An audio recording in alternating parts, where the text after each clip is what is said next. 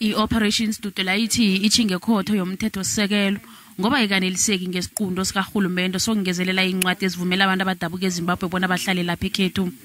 Ithi abathembi bona kusemthethweni lokhu. Isikhathi seencwadi ezibavumela ukuthi bahlale lapha ekhethu sangezelela ngenyanga ezisithandathu besiphela ngoNobayeni. I-Operation Dududula ithi ukungena kwamaphandle ngokungemthetho enarheni le serhagele khulu kuyinto ekufuze iqalelelwe msinya.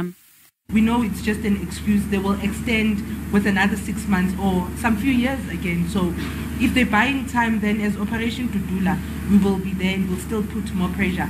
Kanti sibaweni sabo sekhotho yomthethosisekelo bazokukatelela umnyango wezangikhaya bona ubeka imphathiso zomthetho emazikweni wezempilo. Lokhu kuza ngemva kobana amalunga ekholwa bona nge-Operation Dududula achakale ngaphandle kwesibhedlela seKalafong ePitori. Hlangana nokhunya bakubawako kubuyiselwa kwamaphandle emakhabo anganazo incwadi zokuba nganeno ngemva kokufumana isizo lezempilo.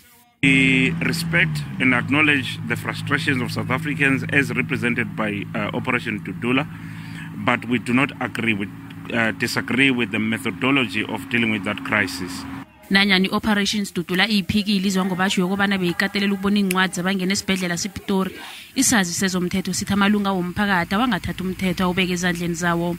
I'll commend them for wishing to go to court, because that's actually the proper approach to take, to go and have this decision reviewed if they are unhappy, and to set out a basis, and this can be adjudicated by the court, which is the functionary task in terms of our constitution to adjudicate this type of disputes. Umanya uthi umphakathi uvumelekile ukuzibandakanya emajimeni athwesa urhulumende umlando, kodwa nakufuza asebenzise umthetho angaweqi.